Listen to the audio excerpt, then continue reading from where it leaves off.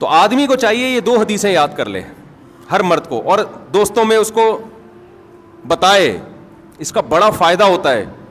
ایک حدیث, امی عائشہ نے برتن توڑا دوستوں کی موجودگی میں, آپ نے اس کی توجیہ بیان کی کہ غارت امکم, تمہاری ماں کو غیرت آ گئی, اور کوئی غصے کا اظہار نہیں کیا, برتن اٹھا دیا بس.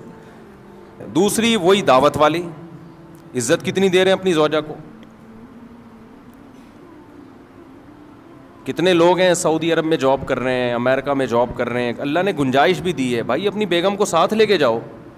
وہ کہتے ہیں یار گزارا مشکل ہو جائے گا. سب گزارا تو مشکل ہو جائے گا, لیکن تمہاری شادی اس لیے تھوڑی ہوئی کہ بیگم یہاں رہے تم اس کو کھلاؤ, صرف کھلانے کے لیے تھوڑی ہوئی ہے. زوجہ کا جو مطلب ہے, صاحبہ کہتے ہیں عربی میں, ساتھ رہنے والی, ساتھ رہنے والی. تو ساتھ رہنے والی کیا, جب آپ جاب کرنے کے لیے گئے سعودی عرب یا کہیں گئے, ایک سال کے بعد آپ مہینے میں ایک دفعہ, سال میں ایک دفعہ آ رہے ہو, اور ریٹائرمنٹ پہ اب آپ ہو گئے, 20-25 سال تو بیگم کے بغیر گزر گیا نا. اور یہ بھی آپ صلی اللہ علیہ وسلم نے فرمایا خیارکم خیارکم لأہلہ, تم میں سب سے بہتر اللہ کے نزدیک وہ ہے جو اپنے گھر والوں کے ساتھ سب سے اچھا ہے. یہاں کہ پھر وہی بات آ جاتی ہے, ہم مغربی کلچر کو فالو کر رہے ہیں, ان میں گھر والے نہیں ہوتے, ان کے ہاں سب برابر ہیں. اسلام میں سب کے لیے برابر نہیں ہے. اسلام میں سب سے پہلے ماں باپ ہیں, پھر میاں بیوی ہیں, پھر بچے ہیں, بھائی بہن ہیں, یہ ہیں رشتے. آج کتنے لوگ دوستوں سے بڑی تمیز سے بات کر رہے ہوتے ہیں, ہو ہا ہی, گھر میں آتے ہی ایسے جیسے چنگیز خان نے بغداد پہ حملہ کیا ہے. گھر میں تمیز سے داخل ہی نہیں ہوتے, مسکراتے چہرے کے ساتھ داخل نہیں ہوتے, سلام نہیں کرتے. جو میں نے آبزرو کیا ہے نا, جس کی لاٹھی اس کی بھینس, جو پاورفل ہے نا وہ حاوی ہے بس. مرد اگر پاورفل ہے تو وہ حقوق نہیں دے گا, وہ دبائے گا حقوق. عورت طاقتور ہے تو وہ مرد کو کھا جائے گی, مرد طاقتور ہے تو عورت کو کھا جائے گا. جس کی لاٹھی اس کی بھینس.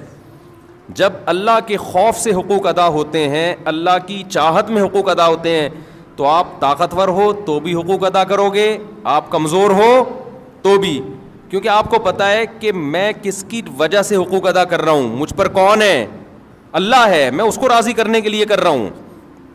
مشہور حدیث ہے نا کہ ایک صحابی نے نبی صلی اللہ علیہ وسلم کی دعوت کی, آپ نے فرمایا عائشہ کو بھی بلاؤ تو آؤں گا میں.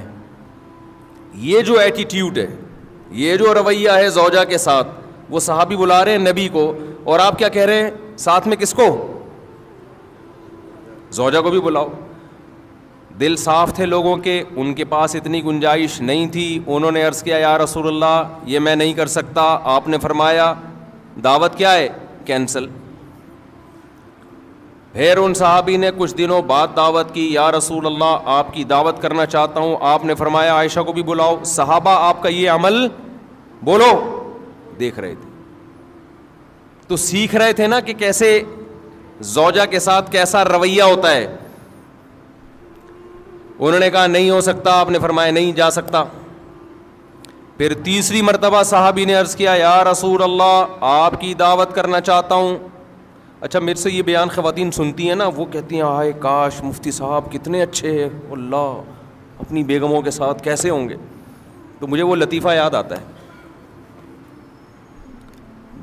جو مولوی اس طرح بیویوں کے حقوق بیان کر رہا ہوں نا, خواتین بڑی متاثر ہوتی ہیں کہ ان کے گھر والے کتنے خوش قسمت ہوں گے, ان کی تو کبھی دعوت ہوتی ہوگی تو کہتے ہوں گے اب بیگم کے ساتھ بلاؤ تو آؤں, ورنہ میں نہیں آ رہا, جاؤ. تو وہ لطیفہ تمام خواتین سن لیں. ایک آدمی جو تھا نا, ڈرائیونگ کر کے اپنی بیگم کو لاتا, بیگم اگلی سیٹ پہ بیٹھی ہوتی, اس کی بیگم اسکول ٹیچر تھی, تو لاتا اسکول کے باہر گاڑی کھڑی کرتا, اترتا, بیگم کا گیٹ کھولتا, دروازہ نا لاک کھولتا, وہ جاتی, تو خواتین دوسری دیکھتی یار کتنی رسپیکٹ دے رہا ہے اپنی, خود اترتا ہے ڈرائیوروں کی طرح دروازہ کھولتا ہے باہر سے نا. تو رشتے آنا شروع ہو گئے. ایک اور شادی ہو گئی اس کی اسی چکر میں نا, خواتین نے خود کہ بھائی اتنی عزت دے رہا ہے یار, ہمیں بھی چاہیے اس کی بیوی بن جائیں ہم. 2 شادیاں ہو گئی.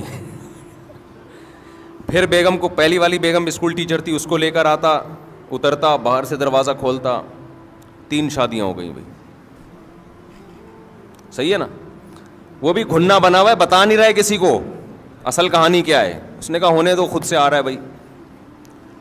اور خواتین دیکھ رہی ہیں, متاثر ہو رہی ہیں بھائی, ماشاء اللہ ماشاء اللہ. پھر ایک دن آیا, دروازہ ایسے ہی کھولا, چوتھی بھی ہو گئی. بعد میں پتہ چلا یہ دروازہ باہر سے کھلتا ہے, اندر سے لاک خراب ہے اس کا. یہ جو دروازہ ہے اس کا لاک اندر سے خراب ہے. تو جب تک پوری تحقیق نہ کر لو نا بھائی, کسی سے متاثر مت ہو. تو ضروری نہیں ہے کہ جو مولانا صاحب ممبر پہ بیٹھ کے بڑے اچھے اچھے بیانات کر رہے ہیں خود بھی اتنے اچھے ہوں, یہ کوئی ضروری نہیں ہے. اس لیے زیادہ انسپائر ہونے کی ضرورت نہیں ہے. تو نبی صلی اللہ علیہ وسلم نے کیا فرمایا کہ عائشہ کو بھی بلاؤ. تو تیسری دفعہ میں جب انہوں نے دعوت دی, تو جب آپ نے فرمایا کہ عائشہ کو بھی بلاؤ, تو انہوں نے عرض کیا کہ ٹھیک ہے. تو صحابہ آپ صلی اللہ علیہ وسلم کا یہ عمل اپنی آنکھوں سے بولو دیکھ رہے تھے. اب کوئی قانون سازی کی ضرورت نہیں تھی. اللہ نے پہلے بتا دیا تھا کہ تم نے فالو کس کو کرنا ہے, پیغمبر کو فالو کرنا ہے, ان کا رویہ دیکھنا ہے. حضرت عمر رضی اللہ تعالی عنہ کی زوجہ نے ایک دفعہ اونچی آواز سے بات کی تو وہ غضبناک ہو گئے کہ یہ کیا بھائی. تو انہوں نے فرمایا کہ پیغمبر, پوری حدیث کے الفاظ مجھے یاد نہیں ہیں, انہوں نے فرمایا کہ پیغمبر صلی اللہ علیہ وسلم کی زوجہ کبھی پیغمبر صلی اللہ علیہ وسلم سے اونچ نیچ ہو جاتی ہے. وہ اونچ نیچ ہوئی تھی نا, حضرت زینب نے حلوہ بنا کے بھیجا. حضرت عائشہ رضی اللہ تعالی عنہا مسجد نبوی میں حجرے کے باہر موجود تھیں, صحابہ کرام بیٹھے ہوئے تھے. حضرت زینب نے کچھ حلوہ بنا کے بھیجا. حضرت عائشہ رضی اللہ تعالی عنہا کو غیرت آئی کہ میری باری میں سوکن کی مداخلت کیوں ہو رہی ہے. امی عائشہ نے وہ حلوہ کی برتن اٹھا کے زمین پہ دے مارا اور اس کو توڑ دیا. میں اکثر اس موقع پہ کہتا ہوں بھائی, اگر ہم اور آپ میں سے کوئی ہوتا اور دوست بھی یہ منظر دیکھ رہے ہوتے تو غیرت کا مسئلہ بناتے کہ نہیں بناتے, اور دوستوں کو واقعہ سناتے کہ میری بیگم نے ایسے حلوہ میرے سامنے برتن توڑا, میں نے رکھ کے 2 لگائے. تیرا بھائی ڈرتا ورتا کسی سے بولتے ہیں نا. ہمارے نبی صلی اللہ علیہ وسلم نے کیا فرمایا, سید الانبیاء, آپ نے اس کی ایک اچھی لاجک پیش کی. فرمایا غارت امکم, تمہاری ماں کو غیرت آ گئی ہے, یہ محبت میں ہوا ہے. سمجھ رہے ہیں کہ نہیں سمجھ رہے؟ ان کو یہ ہوا کہ باری میری ہے تو کسی اور کے گھر سے گفٹ کیوں آ رہا ہے, دوسری زوجہ کے گھر سے. تو یہ غیرت میں کیا, یہ کوئی غصہ نہیں ہوئے, زمین پہ بیٹھ کے وہ برتن اٹھا لیا. اور جب حضرت عائشہ کا غصہ ٹھنڈا ہوا تو فرمایا کہ برتن کے پیسے دے دینا, زمان تو آئے گا نا. اب یہ تو نہیں کہ غیرت میں آپ نے کسی کچھ بھی کر لو تو زمان تو آتا ہے نا. تو میں جب یہ حدیث پڑھی میں حیران ہوا. میں نے کہا یار اگر ہم لوگ ہوتے تو ہم یہ واقعہ 20 لوگوں کو بھی سناتے ہیں, بھائی تیری بھابھی نے ایسا کیا آج, اور تجھے پتہ ہے ہم سسرال سے ڈرتے ورتے نہیں. اور دوست بھی مردانگی کے چیلنج دیتے ہیں, ابے تو جورو کا غلام ہے, تیرے گھر میں برتن ٹوٹ رہے ہیں, صحیح ہے نا, تیرے گھر میں کیا ہو رہا ہے, اور وہ بھی تیرے دوستوں کے سامنے, شاگردوں کے سامنے. کوئی تمیز ہے یار, رکھ کے لگایا کیوں نہیں تو نے. لیکن صحابہ نے یہ منظر بھی اپنی آنکھوں سے دیکھا. یہ حدیث تو صحابی بیان کر رہے ہیں نا, کہ نبی نے اس کی توجیح کی, غارت امکم, تمہاری ماں کو غیرت آ گئی. تبھی تو حدیث میں آتا ہے. دیکھو یہ واقعہ سننے میں الگ ہے, سننے میں تو آپ سمجھ رہے ہو بھائی نارمل ہے. حقیقت یہ ہے کہ جب گزرتی ہے تو پتہ چلتا ہے کہ اس کے لیے تھوڑے بہت اخلاق کافی نہیں ہے, بہت بڑا ظرف ہونا چاہیے.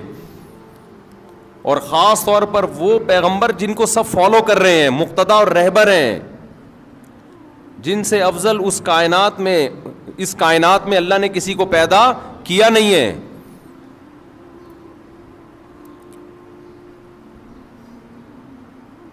تو اسی وجہ سے حدیث میں آتا ہے کہ تم میں سب سے بہتر وہ ہے جس کے اخلاق اچھے ہیں, اور آپ نے فرمایا میرے اخلاق تم میں سب سے زیادہ اچھے ہیں.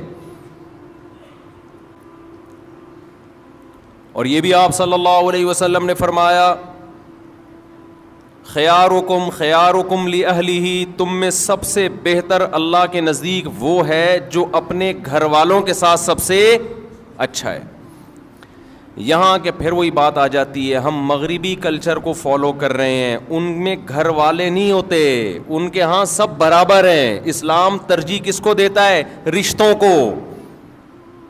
دیکھو گورا تھینک یو سے بات کرتا ہے، ہر ایک سے اس کا تھینک یو برابر ہے، کسٹمر سے بھی وہی تھینک یو، عام آدمی سے بھی وہی thank you, excuse me, please, یہ جو ان کے الفاظ ہیں نا، یہ سب سے کیا ہیں؟ برابر ہیں۔ اسلام میں سب کے لیے برابر نہیں ہے۔ اسلام میں سب سے پہلے ماں باپ ہیں، پھر میاں بیوی ہیں، پھر بچے ہیں، بھائی بہن ہیں، یہ ہیں رشتے۔ آج کتنے لوگ دوستوں سے بڑی تمیز سے بات کر رہے ہوتے ہیں، ہو ہا ہی، گھر میں آتے ہی ایسے جیسے چنگیز خان نے بغداد پہ حملہ کیا ہے۔ گھر میں تمیز سے داخل ہی نہیں ہوتے، مسکراتے چہرے کے ساتھ داخل نہیں ہوتے، سلام نہیں کرتے۔ جو میں نے آبزرو کیا ہے نا، جس کی لاٹھی اس کی بھینس، جو پاورفل ہے نا وہ حاوی ہے بس۔ مرد اگر پاورفل ہے تو وہ حقوق نہیں دے گا، وہ دبائے گا حقوق۔ عورت طاقتور ہے تو وہ مرد کو کھا جائے گی، مرد طاقتور ہے تو عورت کو کھا جائے گا۔ جس کی لاٹھی اس کی بھینس۔ جب اللہ کے خوف سے حقوق ادا ہوتے ہیں، اللہ کی چاہت میں حقوق ادا ہوتے ہیں، تو آپ طاقتور ہو تو بھی حقوق ادا کرو گے، آپ کمزور ہو تو بھی، کیونکہ آپ کو پتہ ہے کہ میں کس کی وجہ سے حقوق ادا کر رہا ہوں، مجھ پر کون ہے؟ اللہ ہے، میں اس کو راضی کرنے کے لیے کر رہا ہوں۔ تو میں اس کر رہا تھا کہ جب تک اللہ کا یقین اور اللہ کی سزا کا خوف اور اللہ کی جنت کا یقین نہیں ہوگا، انسان ایک دوسرے کے حقوق بھی ادا نہیں کریں گے۔ تو اب میں اصل جو انٹیوں کی بات کر رہا تھا کہ بہت ساری انٹیاں آج کل اپنے آپ کو پابند نہیں سمجھتی شوہر کے حقوق کا۔ تو ان انٹیوں سے میں یہ کہتا ہوں کہ دیکھو میاں جو آپ کو کے حقوق ادا کر رہا ہے، اس کی بیس کیا ہے؟ اسلام ہے نا۔ اسلام نہ ہو تو پھر کیا ہے بھائی؟ آزاد گھومو پھرو، کیا ضرورت ہے؟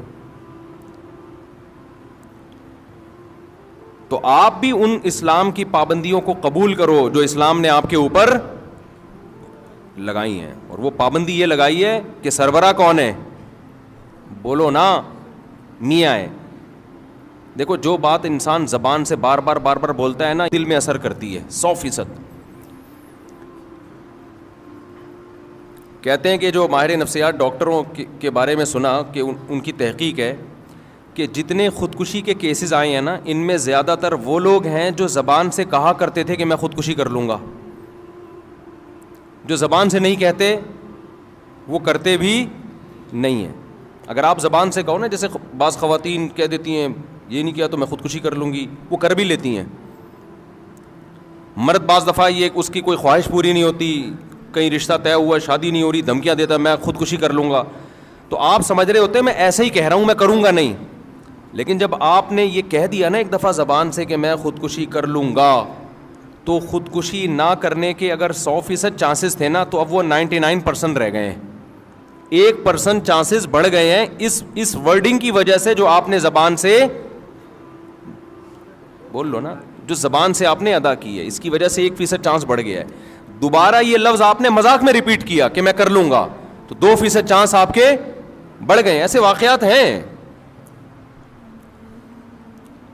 جو لوگ بیوی کو طلاق کی دھمکیاں دیتے ہیں اور وہ دل میں یہ ہوتا ہے کہ میں دوں گا نہیں، کبھی بھی نہیں دوں گا، بس ویسی دھمکی دے رہا ہوں، تو خوب سمجھ لو کہ پہلے یہ تھا کہ 100% چانس ہے کہ آپ نہیں دیں گے، لیکن جب آپ نے ایک دفعہ دھمکی دے دی نا، اب وہ 100% سے کم ہو کے کتنا رہ گیا ہے؟ 99%۔ جن لوگوں نے بیویوں کو طلاقیں دی ہیں بعد میں پچھتائے ہیں، آپ ان کی سروے کرو تو پتہ چلے گا یہ وہ لوگ ہیں جو مذاق میں یا غصے میں طلاق کی دھمکیاں دیا کرتے تھے۔ جو دھمکی نہیں دیتے تھے وہ نہیں دیتے۔ اس لیے یہ جو الفاظ ہیں نا طلاق کی دھمکیوں والے، یا میں خودکشی کر لوں گا یا کر لوں گی، یا میں طلاق لے لوں گی، خواتین بھی بعض دفعہ کہہ رہی ہوتی ہیں یا میں خلا لے لوں گی یا میں دے دوں گا، یہ الفاظ اپنی ڈکشنری سے بولو نکال دو۔ جب دینی ہو نا تمیز سے جو شریعت نے ایک پروسیس بتایا ہے. اول تو نہ دو, کوئی اچھا کام تو نہیں ہے یہ. بعض دفعہ بہت شدید ضرورت ہوتی ہے تو اس کے پھر ایک پروسیس رکھا ہے, اس میں دھمکیاں ومکیاں نہیں. دھمکیوں میں دی تو آپ کا ڈی ایم آر بننا شروع ہو جاتے ہیں, آپ کے لاشعور میں ایک چیز جانا شروع ہو جاتی ہے. ہر وقت آپ غربت مہنگائی کا رونا روتے رہو, غربت بڑھ رہی ہے, مہنگائی بڑھ رہی ہے, غربت بڑھ رہی ہے, مہنگائی بڑھ رہی ہے, غربت. ابے بھائی تمہارے کہنے سے تو بڑھ نہیں رہی, وہ تو ویسے ہی بڑھے گی. آپ یہ بھی بولو گے نا مہنگائی نہیں بڑھ رہی, نہیں بڑھ رہی, نہیں بڑھ رہی, تو بھی کیا ہوگی, بڑھے گی. تو کیوں اپنے آپ کو ٹینشن میں ڈال رہے ہو؟ کوئی بولا کرے مہنگائی بڑھ رہی ہے, آپ بولو کہ پتہ نہیں یار, ہو سکتا ہے بڑھ رہی ہو, ہم تو پہلے بھی کھا رہے تھے, اب بھی کھا رہے ہیں. آج میں جہاز میں نا ایک صاحب ملے جو 27 ملکوں کا سفر کیا انہوں نے. مجھے کہنے لگے, یہ مفتی صاحب میں 27 ملکوں میں گیا ہوں, امریکہ کئی مہینے رہا, اور پتہ نہیں جاپان اور یورپ. بڑے پڑھے لکھے ایجوکیٹڈ آدمی تھے. تو کہنے لگے پاکستان جیسا واقعی کوئی ملک نہیں ہے. تو میں نے کہا خیریت؟ میں نے کہا ان کو میں لے آتا ہوں, ڈکن وکن گٹر کے دکھا دیتا ہوں. انہوں نے کہا میں نے سب دیکھے ہوئے پھر بھی نہیں. خیر وہ کیا وجوہات انہوں نے بتائی, ابھی ٹاپک سے ہٹ جاؤں گا پھر میں. واقعی سکون بہت ہے یہاں پہ. تو کراچی گند بن گیا نا, باقی پنجاب تو ایسا اس طرح نہیں ہے نا, وہ تو صاف ستھرا ہے. اسلام آباد صاف ستھرا ہے, یہ تو کراچی ہی ہے سارا. جو ابھی انشاءاللہ میں کراچی پہ ایک خوبصورت ولاگ بنا رہا ہوں, اور میں نے اپنا ولاگ کا چینل بھی الگ کر دیا ہے تاکہ یہ مذہبی چینل اور ولاگ آپس میں مرج نہ ہو. تو اس میں یہی چیزیں ہوں گی, کراچی کی آبشاریں. اس کا نام بھی مفتی طارق مسعود ولاگ, وہ بالکل الگ کر دیا ہے. تو اس میں جو شروع ہو رہا ہے نا, وہ تو ایئرپورٹ جانے کے اسلام آباد میں جا رہا تھا, گٹر میں گاڑی پھنس گئی ہماری نا, تو وہاں سے میں نے ولاگ شروع کر دیا. 2 رکشے, گٹر کا پانی بہ رہا تھا, اس میں الٹے ہوئے تھے نا, ایک ٹرک آدھا الٹا ہوا تھا, اور گٹر پتہ نہیں اتنا گٹر نکل کہاں سے رہا. میں تو حیران ہو رہا ہوں, اتنا تو لوگ کھا نہیں رہے, لیکن اتنا واللہ عالم. بہرحال ایک حیرت کی بات ہے. تو میں نے کہا میں نے دیکھو یورپ کی بھی آپ کو پیرس کی وہ دکھائی ہے, وہاں کی آبشاریں, اب ذرا کراچی کی آبشاریں بھی دیکھ لیں آپ ماشاءاللہ. تو تھوڑی سی شاید حکمرانوں کو غیرت آ جائے, نیت یہ ہے. چیزیں وائرل ہوتی ہیں تو حکمرانوں کو تھوڑی سی غیرت آ جائے. تو اس میں دکھائے ہیں کراچی کی آبشاریں, اور کیسے بڑے بڑے ٹرالر جو ہیں وہ ان کھڈوں میں جا رہے ہیں. اس میں دکھائی ہے گہری خوبصورت کھائیاں بھی ہیں اور پہاڑیاں بھی ہیں الحمدللہ. وہ کس ڈیزائن کی پہاڑی ہیں وہ آپ اس میں دیکھ لیے گا. اور پھر سندھ حکومت زندہ باد کے نعرے بھی لگوائے میں نے لوگوں سے. کوئی غلط بیانی نہیں ہے اس میں, زندہ باد نا, اللہ کرے آباد رہے ہمیشہ. خیر, تو اب دیکھو یہ بھی ویل للمطففین میں داخل ہے کہ آپ کیا کرتے ہیں, اپنے حقوق اسلام کا لیبل لگا کے پورے وصول کر رہے ہیں. جب حقوق دینے کی باری آتی ہے تو کلچر کا سہارا لے رہے ہیں, یورپ امریکہ کا سہارا لے رہے ہیں. تو بھائی یا تو پورے امریکہ جیسے بن جاؤ, یا پورے کدھر کو آ جاؤ, پورے اسلام کی طرف آ جاؤ نا, پورے ادھر کو آ جاؤ. اپنے مفاد میں اسلام, خواتین خلا لیتی ہیں نا کورٹ سے, کسی مفتی سے نہیں پوچھ رہی ہوتی کہ خلا ہوا ہے کہ نہیں ہوا. جی ہم تو ملک کے قانون کو مانتے ہیں, جی ملک بھی تو اسلامی ہے نا.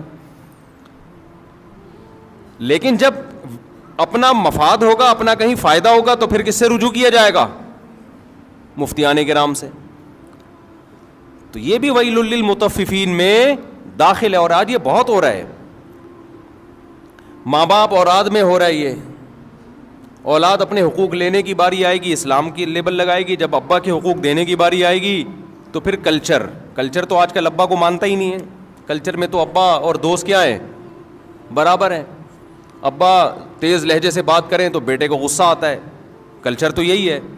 اسلام غصہ جاری کرنے کی ابا پہ اجازت, بولو. اب وہ لاشعور میں جائے گا نا جب بولو گے کہ نہیں دیتا تو یہ. تو میں جو اصل کہہ رہا تھا نا, میں خواتین کو ایک گزارش ہے میری, مرد کو نا یہ حدیث بار بار نوٹ کرے کہ نبی صلی اللہ علیہ وسلم کی موجودگی میں امی عائشہ نے برتن توڑا. یہ 2 حدیث مرد لوگوں کو میں بیان بھی کرے, اس سے اس کے لاشعور میں یہ چیز چلی جائے گی. جو بد اخلاق آدمی ہے نا, بدتمیز قسم کے, یہ سوچا کرو جب شادی نہیں ہوئی تھی تو کسی سٹائل میں بات کرتا تھا میں, وہ ریکارڈ کر کے رکھا کرو اپنے. میں جب نکاح پڑھاتا ہوں نا, دولہا سے کہتا ہوں قبول ہے تو کہتا ہے قبول ہے, میں کہتا ہوں بھائی اس اسٹائل میں قبول جس اسٹائل میں شادی کے بعد بات کرے گا بیگم سے. سمجھ میں آ رہی ہے بات؟ شادی کے بعد جس اسٹائل میں آپ کا جو لب و لہجہ ہوگا نا, وہ یہ نہیں ہوگا اتنی تمیز سے, گواہوں کو آواز ہی نہیں جا رہی قبولے کی. اسی طرح چیخو جس طرح بعد میں تم نے چیخنا ہے. پھر وہ ذرا زور سے بولتا ہے, پھر بھی اس اسٹائل میں نہیں بولتا جیسے بعد میں اس نے بولنا ہے آگے جا کے. تو آدمی کو چاہیے یہ 2 حدیثیں یاد کر لے, ہر مرد کو, اور دوستوں میں اس کو بتائے, اس کا بڑا فائدہ ہوتا ہے. ایک حدیث, امی عائشہ نے برتن توڑا دوستوں کی موجودگی میں, آپ نے اس کی توجیہ بیان کی کہ غارت امکم, تمہاری ماں کو غیرت آ گئی, اور کوئی غصے کا اظہار نہیں کیا, برتن اٹھا دیا بس.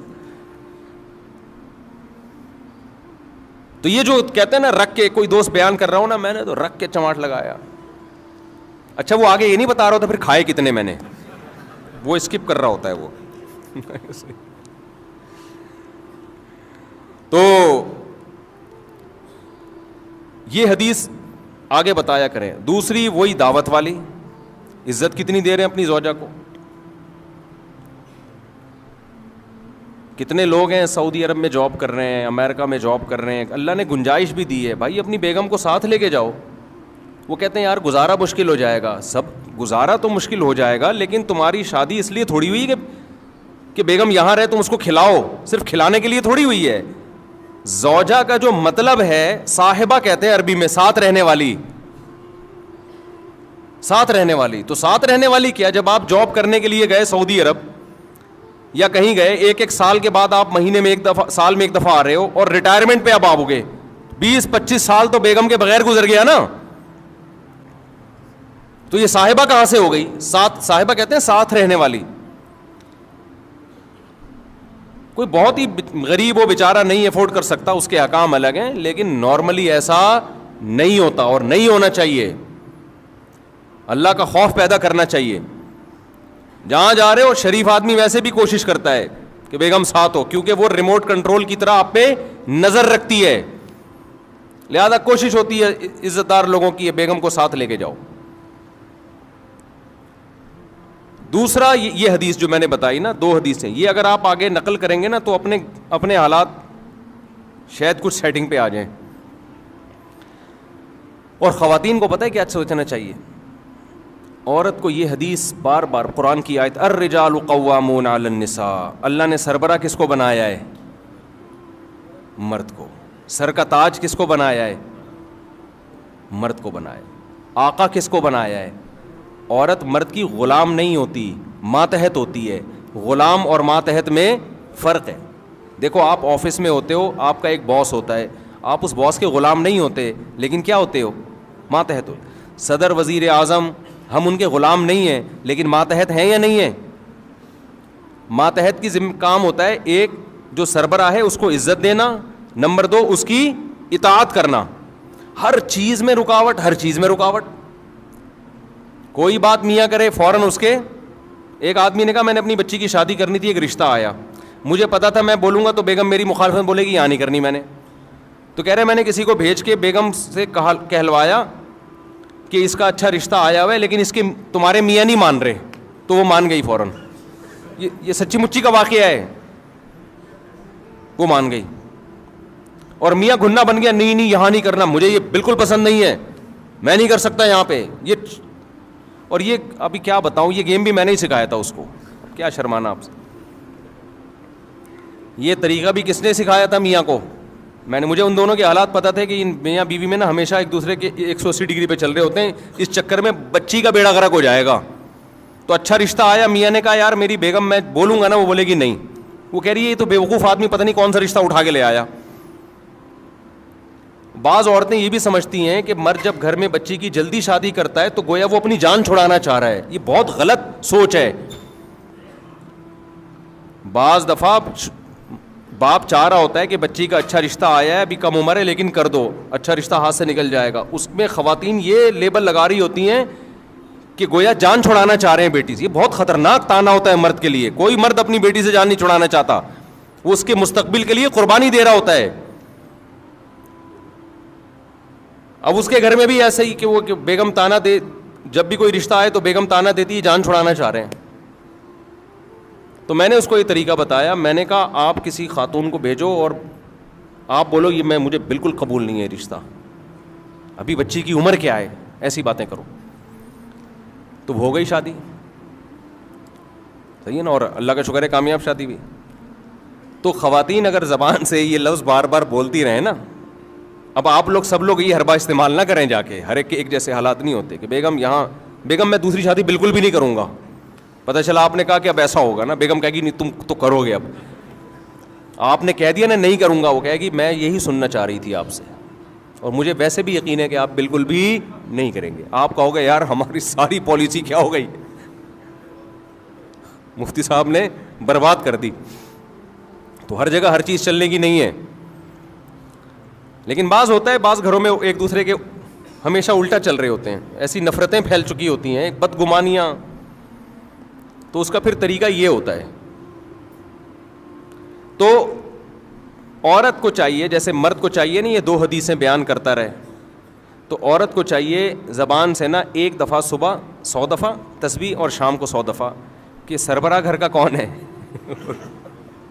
میاں ہے, یہ میرا میاں میرا سربراہ ہے, میرا آقا ہے, میرے سر کا تاج ہے, مجھے حکم دیا گیا ہے کہ میں اس کو عزت دوں, اس کی رسپیکٹ, اس کو رسپیکٹ دوں, میں عزت دوں, یہ میرا آقا ہے آقا ہے آقا ہے. 100 دفعہ بول لیں, اس سے گھر کا ماحول کیا ہو جائے گا, بہت خاندانی ہو جائے گا ماحول. ایسا نہ ہو کہ ایک اپنی ذمہ داری پوری کرے دوسرا تسبیح نہ پڑھے, پھر الٹا ہو جائے گا. یعنی اس نے یہ والی تو پڑھ لی کہ سربراہ سربراہ سربراہ آقا ہے آقا ہے, اور آپ نے اخلاق والی تسبیح نہیں پڑھی, تو جب وہ اور زیادہ پولائٹ ہو جائے گی تو آپ تو اور ظلم ڈھانا شروع کر دو گے اس کے اوپر. پہلے تو وہ ریئیکشن کرتی تھی, اب وہ ریئیکشن بھی نہیں کر رہی, تو اور ظالم بن جاؤ گے آپ. تو اس لیے آپ نے بھی تسبیح پڑھنی ہے اور اس نے بھی پڑھنی ہے, دونوں اپنی ذمہ داری ہوگی تو حساب کتاب چلے گا. اور اگر آپ نے اخلاق والی پڑھنا شروع کر دی, اس نے سربراہ والی نہیں پڑھی, تو آپ تھوڑے دنوں میں کیا بن جاؤ گے آپ کا روب ختم ہو جائے گا, اور پھر جو ہو رہا ہے وہ ہو جائے گا, جو ہو رہا ہے اس کو بتانے کی ضرورت نہیں ہے. تو خیر میں جلدی سے اپنی بات کو سمیٹوں. قرآن میں جو آتا ہے نا وَيْلٌ لِّلْمُطَفِّفِينَ الَّذِينَ إِذَا اكْتَالُوا عَلَى النَّاسِ يَسْتَوْفُونَ وَإِذَا كَالُوهُمْ أَوْ وَّزَنُوهُمْ يُخْسِرُونَ. اپنا حق لینے کی باری آتی ہے پورا حق لیتے ہیں, دینے کی باری آتی ہے تو گڑبڑ کرتے ہیں. تو یہ پیاز ٹماٹر والوں کے بارے میں نہیں ہے, صرف ہر ایک کے بارے میں ہے, ہر ایک کے بارے میں. تو اسی طرح یہ جو میں نے حدیث پڑھی ہے, جو اصل جس پر میں نے بیان کرنا تھا, تمہید لمبی ہو گئی, کہ یہ جو حدیث میں آتا ہے مسلمان وہ ہے جس کی زبان اور ہاتھ کے شر سے دوسرے مسلمان محفوظ رہیں. تو اس کا مطلب یہ نہیں ہے کہ دو لوگوں کو تھپڑ مت مارو جا کے, ایسا تو کوئی بھی نہ اس زمانے میں کرتا تھا نہ اب کرتا ہے. لوگ کہتے ہیں نہ میں کسی کو مکہ مارتا ہوں, نہ میں بلا وجہ کسی کو گالی دیتا ہوں, نہ میں تھپڑ مارتا ہوں, تو میرے زبان اور ہاتھ کے شر سے دوسرے مسلمان کیا ہیں, محفوظ ہیں. او بھائی یہ تو پہلے بھی محفوظ تھے, ہر دور میں محفوظ رہے ہیں, کون بھی بلا وجہ کسی کو جا کے مارتا ہے. اس حدیث کا مطلب یہ ہے کوئی ایسا کام نادانستہ طور پر نہ کیا جائے کہ آپ کی نیت تکلیف پہنچانے کی نہیں ہے لیکن پھر بھی سامنے والے کو تکلیف ہو رہی ہے, ایسا کام نہ کیا جائے. گاڑیاں جو غلط پارک کر دیتے ہیں, آج صبح ایئرپورٹ پہ کیا ہوا ہے, وہ گاڑی آگے پتہ نہیں کھڑی کر کے چلا گیا بندہ, تلاش کر رہے ہیں یار ہمیں جمعے میں پہنچنا ہے, بھائی بندہ کدھر ہے, پھر ہارن مارتے رہو, پھر پتہ نہیں کہاں سے آ رہا ہے. اس کی نیت یہ نہیں ہوگی تکلیف دینے کی, اس کی نیت یہ ہوگی یار میرے کچھ لوگ آ رہے ہیں غلط پارکنگ کر کے, اب چلا گیا وہ کہ میں تھوڑی دیر میں آ جاؤں گا. تو بھائی آپ تھوڑی دیر تک کیوں کسی کو کھڑا رکھ رہے ہو, تو غلط ہے نا. ایسی جگہ پہ آپ کیوں گاڑی 5 منٹ کے لیے بھی کیوں کھڑی کر رہے ہو گاڑی, آپ خود تکلیف اٹھاؤ نا, پارکنگ پہ کھڑی کرو اور پیدل چل کے آؤ. آپ اپنے آپ کو 5 منٹ کی تکلیف سے بچانا اور دوسرے کو 25 منٹ کی تکلیف میں ڈال دینا. اور وہ 5 منٹ کی تکلیف جو دوسرے کو ہوتی ہے وہ بھاری اس لیے لگتی ہے کہ اس کا ڈیوریشن معلوم نہیں ہوتا کہ کم وقت آئے گا کبھی ہے. سمجھ میں نہیں آ رہی میرا خیال ہے بات. ایک اور گڑبڑ لوگ بہت زیادہ کرتے ہیں, خوب اچھی طرح سمجھ لو, یہ کبھی بھی نہ کیا کرو. جب آپ سفر پہ جائیں نا کہیں, جتنا سامان آپ آسانی سے اٹھا سکتے ہیں اٹھائیں. کبھی بھی ایکسٹرا سامان اس نیت سے نہ لیں کہ دوسرے کے پاس سامان کم ہے تو اس کے بیگ میں ڈال دوں گا. یہ غیر اخلاقی حرکت ہے. دوسرا کم سامان اسی وجہ سے ہو سکتا ہے لے کے آ رہا ہو تاکہ میں ہلکا پھلکا رہوں. وہ اس لیے نہیں لے کے آ رہا کہ میں محلے والوں کے بھی سامان اٹھاؤں. میں یہ بھی بہت ہو رہا ہوتا ہے. یار کائنڈلی ذرا یہ بیگ, آپ کا بیگ خالی ہے نا, یہ چلغوزے رکھ لیں ذرا اس میں. وہ خالی جان کر رکھا ہوا ہے ہم نے تاکہ ہم ہلکے پھلکے جائیں. ابھی میں سفر پہ گیا تو ایسے ہی گیا نا, یوں ہی کچھ بھی نہیں تھا. وہ پوچھ رہے بیگ کہاں ہے, میں نے کہا میں ٹوٹل میں ہی ہوں بس. تو کہنے بھائی کیا ہے, میں نے کہا میں ٹوٹل یہی ہوں, میں ٹوٹل مجھے ہی مشین سے گزارنا ہے تو گزار لو بھائی. کیوں, میں جان کر ہلکا پھلکا گیا ہوں یار, کیا بیگ کی ٹینشن اٹھائے آدمی. تو ایک آدھ دن کا سفر ہوتا ہے تو کپڑے لے جانے کی بھی ضرورت نہیں ہوتی. اب لوگ کیا کر رہے ہوتے ہیں کائنڈلی یہ ذرا, اور پھر اس میں خطرہ یہ ہوتا ہے کہ اب منع کرو نا, منع تو بد اخلاقی, غیر اخلاقی. مفتی صاحب خالی تو ہو نا آپ. بعض دفعہ ایسے ہوتا ہے, ایک جگہ سامان تھا میرے پاس تو ایک جاننے والے تھے, انہوں نے وہ کھجوریں رکھوا دی. وہ ایکسٹرا کھجوریں لے کر جا رہے ہیں. وہ انہوں نے کہا جی ایئرپورٹ یہاں آپ کے پاس کم سامان ہے. جاننے والے تھے وہ, میں مانتا ہوں.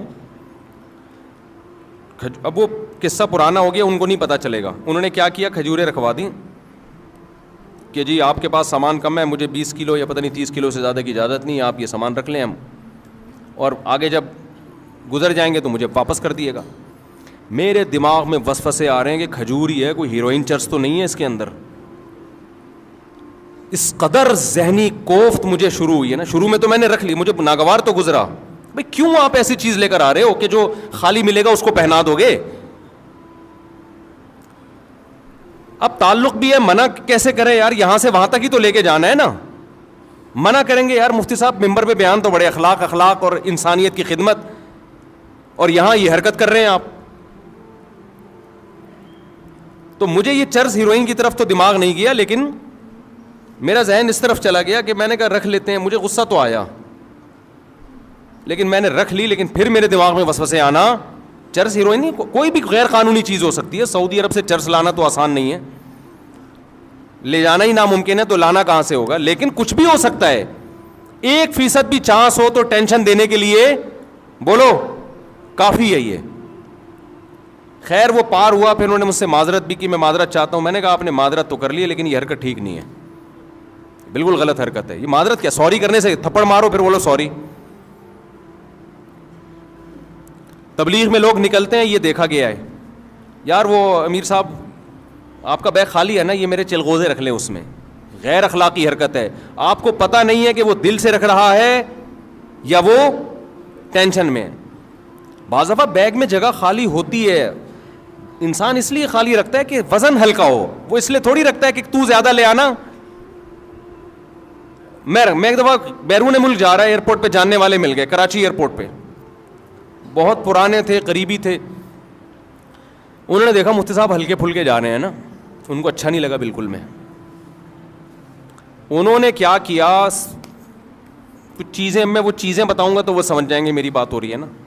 وہ چیزیں نکال کے میرے بیگ میں ڈال دیں, اور میری جو تلاشی شروع ہوئی ہے, اتنی لمبی تلاشی. بولے آپ کیا بزنس کر رہے ہو, کیا یہ ایکسپورٹ کر رہے ہو, کیا کر رہے ہو, یہ تو بزنس کا مال لگ رہا ہے. گھنٹہ لگ گیا میرا ایئرپورٹ پہ. میں گزرا ہوں, پھر جا کے انہوں نے وہ سامان واپس لیا. کہا میں نے کچھ بھی نہیں ان کو. لیکن آپ بزنس کر رہے ہو تو اپنا بوجھ خود تو اٹھاؤ نا کم از کم. تو کبھی بھی یہ حرکت نہیں کرنی چاہیے کہ آپ سفر میں ہو, آپ دیکھ رہے ہو دوسرے کے ہاتھ خالی ہے تو اپنا آدھا بوجھ اس پہ ڈال دو. وہ ہاتھ خالی ہے تو اس لیے ہے کہ وہ تاکہ میں ہلکا پھلکا سفر کروں میں. تو یہ بھی اس حدیث میں داخل. ہاں وہ خود آپ سے مانگ لے, خود مانگ لے, یار آپ کے پاس 2 بیگ ہیں, آپ ایک بیگ مجھے پکڑا دیں. اور ایک دفعہ میں نہیں, 2 ایک اوپر سے. بعد دفعہ مروت میں آدمی کہہ رہا ہوتا ہے, جیسے مہمان آئے تو کھانا کھائیں گے, وہ کہ ہاں کھاؤں گا, لے بھائی پھنس گئے. تو ہوتا ہی ہے, تو اخلاقاً پوچھ لیتا ہے, یقین ہو جائے کہ سچی مچی کا پوچھ رہا ہے, مجھے ابھی مسقط بلایا نا جن لوگوں نے, ریٹرن ٹکٹ دیا آنے جانے کا, وہ نہیں جس شادی میں گیا جس کا بڑا 1 مہینے سے کہہ رہے تھے مجھے. اب چونکہ میں اپنے خرچے پہ نہیں جا رہا تھا, ان کے خرچے پہ, پہلی دفعہ میں نے ہاں نہیں کیا ہے. بعض دفعہ مروت میں انسان پوچھ لیتا ہے مجھ سے, صاحب آپ کو بلا رہے ہیں, آپ آ رہے ہیں؟ ہاں جی آ رہا ہوں میں, بھیج دو ٹکٹ. 1 مہینے تک مسلسل میسج بھیجتے رہے.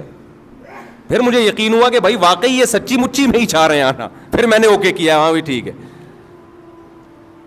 بعض دفعہ انسان رشتہ داروں کو, دوستوں کو پوچھ لیتا ہے کہ نہیں پوچھا تو بعد میں بولیں گے یار سب کو بلایا مجھے کیوں نہیں بلایا, تو اس چکر میں پوچھ لیتا ہے آپ تیار بیٹھے تھے, آپ نے کہا ہاں قبول ہے. تو ایسا نہیں ہوتا, ایسا کرو گے تو کوئی بھی, تو مہمان کو جب بھی کوئی میزبان پوچھے نا تو مہمان کو فوراً ہاں جی کھانا ہے. بھائی ویسے ہی پوچھ رہا ہوگا, 2-3 دفعہ پوچھے تسلی سے, پھر آپ بولو کہ ہاں کھانا ہے میں نے, ورنہ چپ بیٹھے رہو. یہ بھی نہیں کہو کہ نہیں کھانا, جھوٹ نہیں بولو. تو اب جو میں اصل بات کر رہا ہوں نا, اسی میں ایک بات یہ بھی ہے. تو یہ بات تو پتہ چل گئی نا, کوئی ایسا عمل جس سے دوسرے کو تکلیف ہو. واش روم میں جا کے بیٹھ گئے, چونکہ کرایہ نہیں دینا پڑ رہا, بیٹھے ہوئے ہیں, اور باہر رش بھی نہیں ہے, تو بھائی جب آپ گئے تھے ہو سکتا ہے اس وقت رش نہ ہو, بعد میں کوئی بندہ آ گیا ہو, بیٹھے ہوئے. واش روم میں صحیح طرح سے صفائی نہیں کی آپ نے. اب یہ باتیں تو ممبر پہ کیا آپ سمجھائے آدمی, یہ تو بچوں کے سکھانے کی چیزیں. پبلک ٹوائلٹ میں سفر کے دوران بہت جانا ہوتا ہے نا انسان کا, تو بعض رپورٹیں اچھی نہیں ہوتی ہیں, ٹھیک ہے نا, اس کو اچھی رپورٹیں نہیں ہوتی. تو یہ تمام چیزیں, اسی میں ایک بات خوب اچھی طرح سمجھ لیں, جب بھی کوئی مہمان آئے نا, مہمان سے 1 دفعہ کھانے کا پوچھو, 2 دفعہ, 3 دفعہ, چوتھی دفعہ مت پوچھو, وہ مصیبت میں آئے گا. میرے ساتھ ایسا اتنا زیادہ ہونے لگا ہے کہ اب میں ڈپریشن میں جانے لگا ہوں, اب میں غصہ کرنے لگا ہوں لوگوں پہ.